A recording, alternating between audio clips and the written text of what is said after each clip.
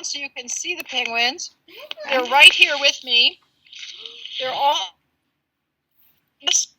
and we're expecting the eggs to hatch any day. In fact, I'm down here. I've been down here for a couple of hours hoping that I'd see a chick, and so far no chicks.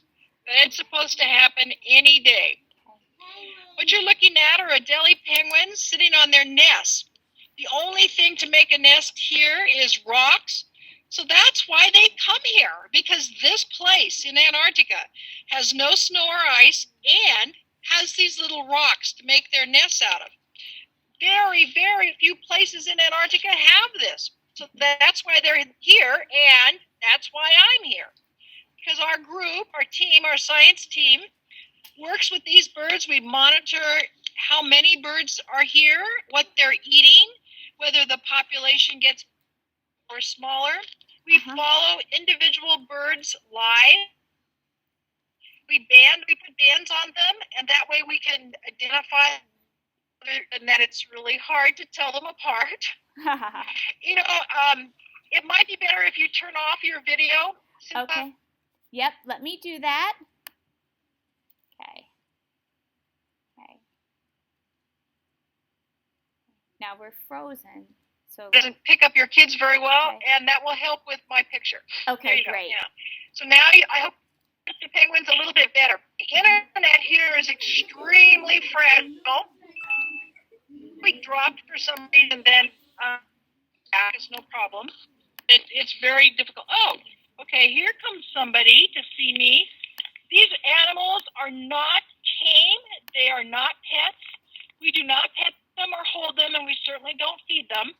They're wild birds, and they need to stay that way, but they are not afraid of me, and that's why I like working with them. If I just sit still, they will come up to me, and this guy might come or not. I don't know what he's thinking. He's not today. He's left. He doesn't like the sound of my voice. So what you're seeing here, there's somebody whose eggs, I hope you can see her eggs. She's standing up preening with her feathers, and she's got 2 eggs underneath her. And they're still eggs. We're waiting for these chicks to hatch. It's time for chicks, and I'm so excited. Because when the chicks start hatching, the energy of the colony increases. There's lots of coming and going. The birds are noisy, and the chicks are peeping, and it's new life, and it's fantastic. And it's supposed to happen like today or yesterday or tomorrow. We're just waiting for these chicks to happen. Most of the lives of these birds are spent out in the ocean, on the ice. So just like the birds in your area live in trees, these birds live on the ice, big chunks of it that float in the ocean all year round because it's so cold here. Anyway, their food is underneath the ice. They live on top of the ice. When they're ready, they jump in the water and go get their food, and then they get back on the ice. And they just float around with the ice. What a life. But once a year, they come here to raise their chicks. They'll be gone from here by February, and so will I. So there's no reason for me to stay down here after that because they're not here. And where they go is kind of a mystery. We know they go out to the ocean, but we're not really sure where. And that will be the focus of our next cycle of funding. So does somebody have a question for me about penguins or Antarctica or what it's like to be here? Yes, we've compiled some questions. And if you can come on over here, Elizabeth. Okay. And she can't see you, but so you have to talk really loud so she can hear you. Do the penguins get cold? That's a very good question. They're able to withstand extremely cold temperatures. Right now, it's like -5 degrees, and they're not even phased. They like it. And even in the wintertime, it gets to be -30, -40. These guys are able to withstand it. When they adapted to get here, they adapted some big, fat layer underneath their skin and these beautiful, beautiful feathers, which are about 1/2 inch thick. If you make a circle with your finger and your thumb, and then you were to put that on the bird, there would be 100 feathers in there. That's a lot of feathers. Keeps them warm, and it keeps them dry. Okay. So no, I don't think they get cold. Andrew, nice and loud. Stay closer. What sound do the penguins make? Was the question what do they eat? What sound do the penguins make? Oh my goodness, they have wonderful sounds. So there's a territorial sound that the males make saying, "Be careful, don't step in my nest. This is my space, stay away." There's a sound that they make when they meet or greet their mate, which is just a little song like, "Honey, I'm home. Here I am. I'm over here." They have a special sound just for their chicks, and they have another sound that they make when they're out on the ice with just each other, kind of, we call it gacking. It's like they're chit-chatting. They have another sound if they get angry at me. If I get too close, they'll growl at me. They are extremely vocal, very, very animated, lots of personalities. These are great birds. Jane, do they make a You're seeing a kind of a quiet time right now. Do they make a squeaking sound by chance? A squeaking sound? Yes, that was one of the things that we thought they said. Squeaking, the chicks, it's like a cheep, cheep, cheep, cheep, cheep, cheep, cheep is what the chicks do. If you call back in January, we'll be having chicks all over here, and you can hear their sounds because they're very noisy. All right, here's our next one. Are the Adelie penguins small penguins or average? They're about average for penguins. Now, if you saw the movie March of the Penguins, those are the emperor penguins, and they're the biggest penguin around. They come up to my waist, and they weigh 100 pounds. They're very large birds. They're absolutely magnificent. They are around here. We see them, although I have not seen any today, but they do come into this area. And then these guys come up to my knee, so they're in the average category. Here's our next one. How do penguins sleep when they're watching their eggs? Well, I'll just show you a nest right here. We have one laying down and sleeping. She'll just close her eyes. And the other one standing up. That's the mate. And he's put his head underneath and he's sleeping. And for some reason, even my presence doesn't seem to bother him. So he's taking a little snooze there. It's 8:30 in the morning here on Saturday morning, but the sun never sets here. So I'm here for 2.5 months. Mrs. So these guys sleep when they want to. Jean, what day did you say it was there? Saturday. What day is it? We're a day ahead of you.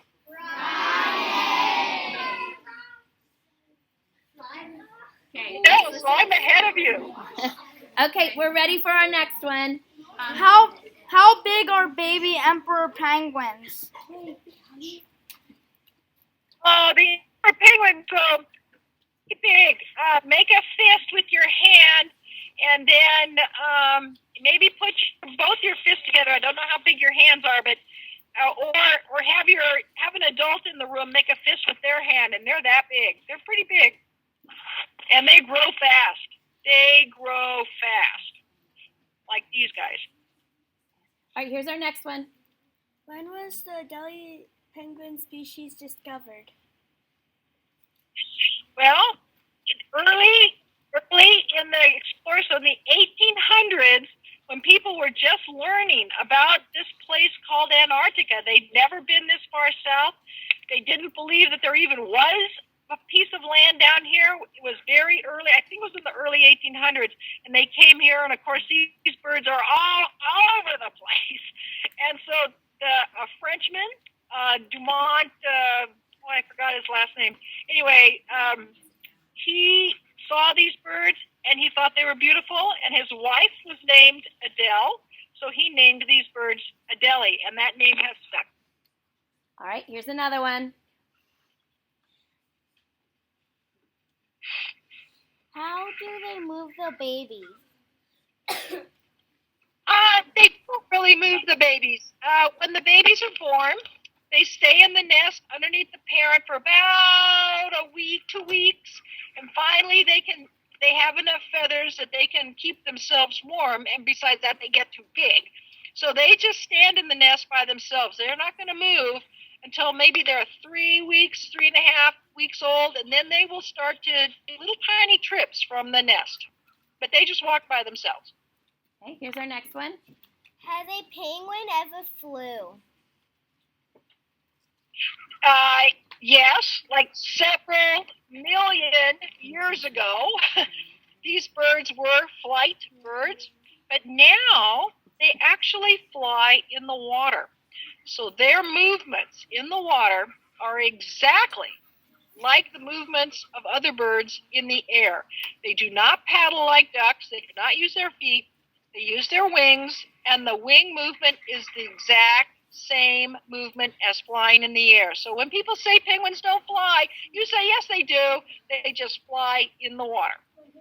Okay, and Jean, we've also been looking at the information that you sent us about your workstation there. So we have a couple of questions about that based on the information you sent us, since we're going to be making our own here. So this next one has to do with that. Where do you Right. where do you empty the bathroom bucket? Okay, good question. I should send you a picture of all that. I'm happy to do that. So the liquid gets put into a big 55-gallon drum. So these big holding tanks, they're 55 gallons, so they come up to my waist and they're made out of metal. And when that gets full, then the helicopter comes and takes it away, and it gets put on a ship, gets sent to the U.S. to get processed. The solid waste, number 2, goes in a bucket, and when the bucket is full, we tape up the bucket and seal it, and the same thing happens. It gets carried out of here. We cannot leave anything here. It is absolutely, we call it a zero footprint. Not a piece of paper, not a scrap, not a crumb, no human waste, nothing. Everything has to be taken out. So they have to package up what they do when they go to the bathroom. Pee goes in one container, poop goes in another, and it gets shipped out of Antarctica. Carter. Okay. What about water? Here's our next one. Do the penguins remember you year after year? Oh, you know what? I would like to say yes to that, and I wish that they did, but I don't really think so. They accept my being here, and they get used to me, but it's not like your dog or cat greeting you when you get home. It's not like that. These are not tame birds. They're not our pets. And so I'll have to say no, as much as I wish it were otherwise. Okay, here's another one. Where do you put your tents? Where do I put my what? Say it again. Where do you put your tents? Oh, my tent. So I'm gonna bring the camera up a little bit, and way up across that mountain on the other side is where our camp is. So I have to walk down here every day and then walk home when I'm ready.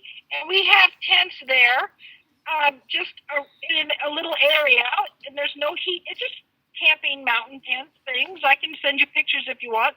There's no heat, and we're sleeping on the ground. It's cold, but I still like it. And then we have a tent that we work in, which is a tent over a metal frame. It's canvas, so it's still fabric, but it has a wooden floor in it, and that's where we cook, and we keep our computers there and things like that. So it's a very small tent. It's probably like a tenth the size of your classroom. It's like 12 feet long and about 8 feet wide, so it's not very big. And I can send you pictures of these things if you want. It's cozy, though. It's cozy.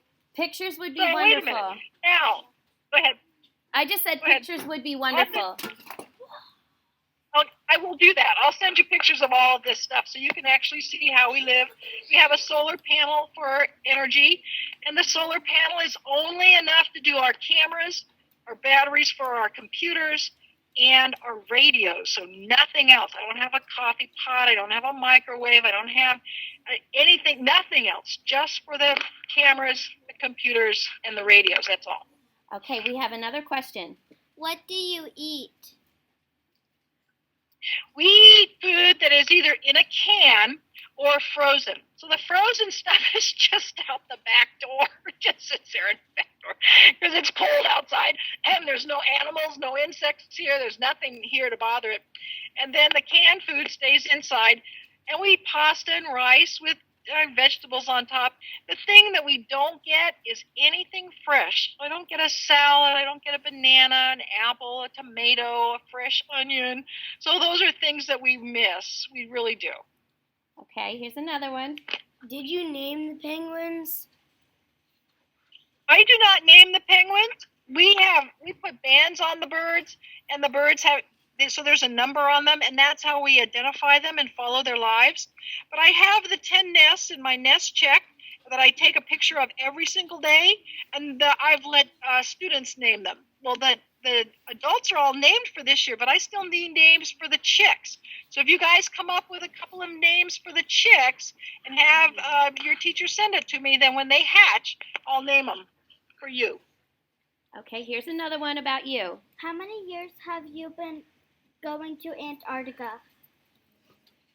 This is my 14th year coming down here, and it's my 10th year with the penguins, and I will keep coming as long as they let me.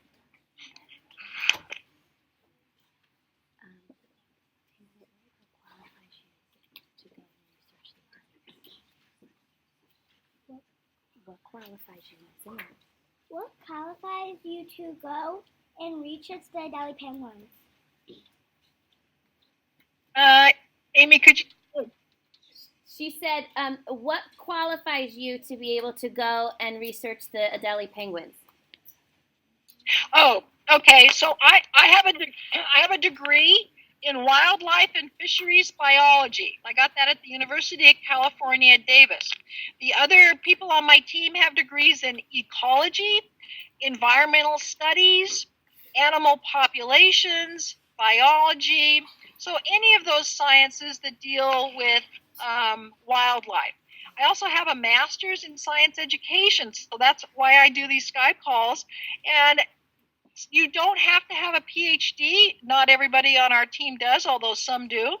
And you also don't have to be a scientist to come down to Antarctica. There's all sorts of jobs down here. Now, I happen to have a science background and do that, but you don't have to. There's lots and lots of ways to get to Antarctica if you want to come. Okay, here's another one.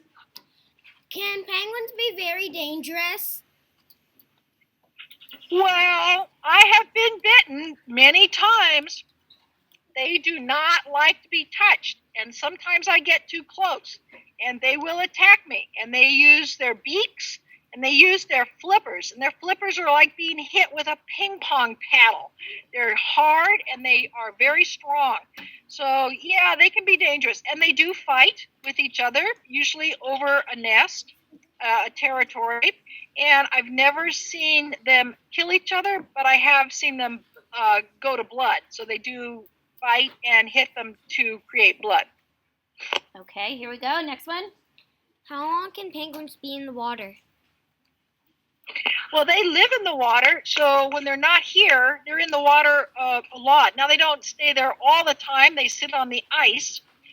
So the big chunks of ice that float around the ocean all year long, they get out and rest on that, but their food is in the water, and frequently they'll spend several hours at a time in the water looking for food.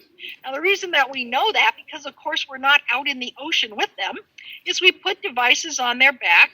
The device is about as big as two of your thumbs put together, and it tells us where they go, because it has a GPS in it, how many dives it takes for them to get their food, how far down they go, and how long they can hold their breath. So they go about 50 meters, they go about 25, 35 times, they can hold their breath for 5 minutes, and they're gone for a couple of days. So that's the information we've got from the devices. All right, here's another one. Is it warm during any part of the day there? No, never. No. It's never warm here. It's always low freezing, always. Here's somebody who's come to say hi to me. I'm just going to be very, very slow to go around so that you can see this message right here. And let's see if he'll just say hi to you. There you go. There he is. Are you ready for another question? He can hear you, and he will respond to your. Yeah, I am. When did you want to research Antarctica? Well, I very early on, almost when I was your age, that I wanted to work with wild animals in the wild.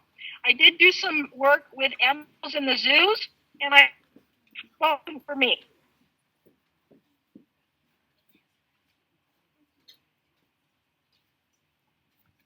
Well, Are you ready for another question? I really like places that are far away, and Antarctica is about as far away as you can get. So I apply. I am. Can you hear me, Yes. Amy? Okay. How do you tell if it's a boy or a girl?